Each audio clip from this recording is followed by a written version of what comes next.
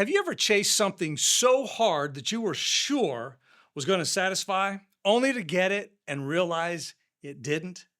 Not that it was bad, not sinful, just it's not what you expected.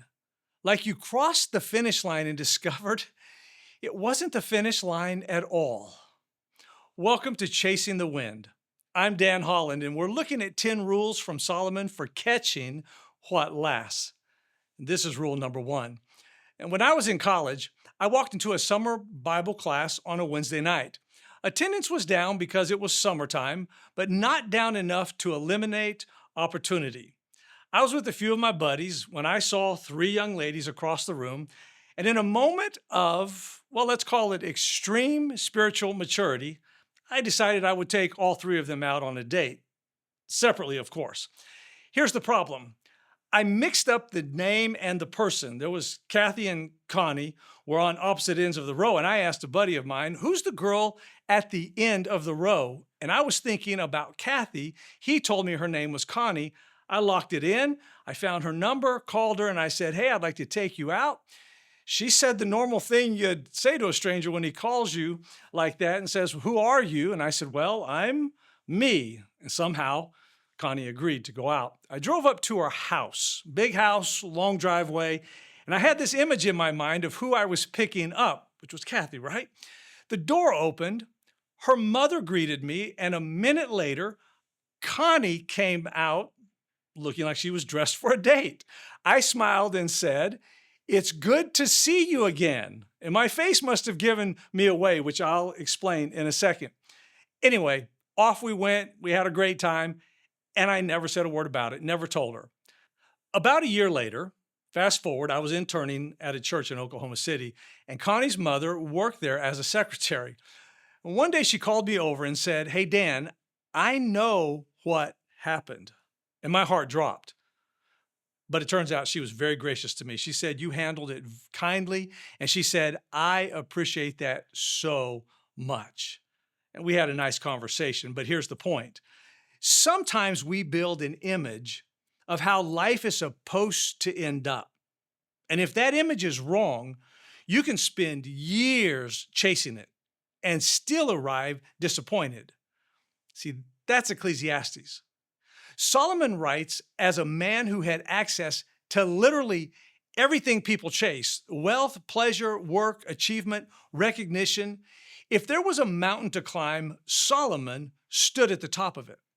And when he got there, he wrote a word our culture hates. This is what he said: meaningless, meaningless. Everything is meaningless. Now, it's not because life has no value, but it's because life has no value without God at the center.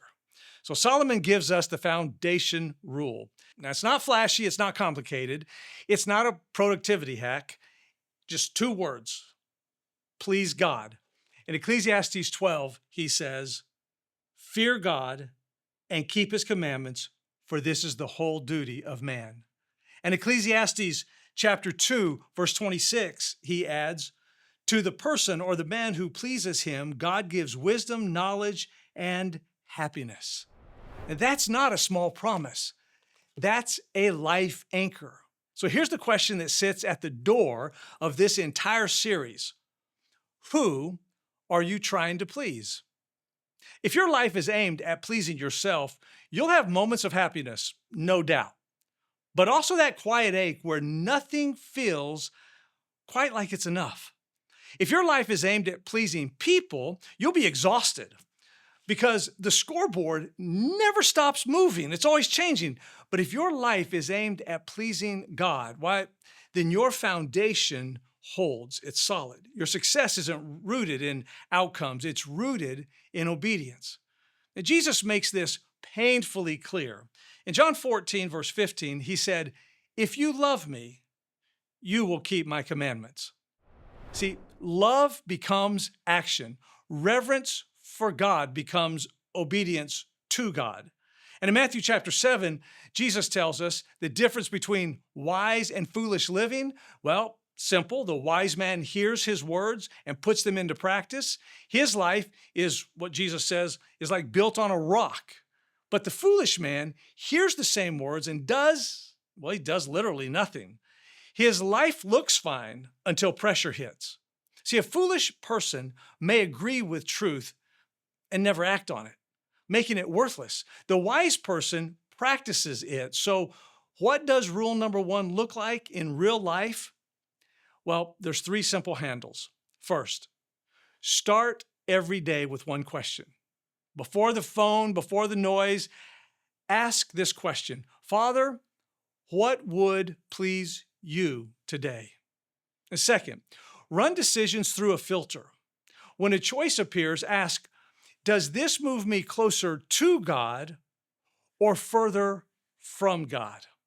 That question will rescue you from quiet compromises that are really easy to get away with. Third, do one act of obedience quickly, not dramatically, not for attention, just obedience. Like forgive someone, tell the truth, shut down temptation, encourage, give, serve, just one thing, but do it on purpose. Because the goal of this series isn't information, it's transformation.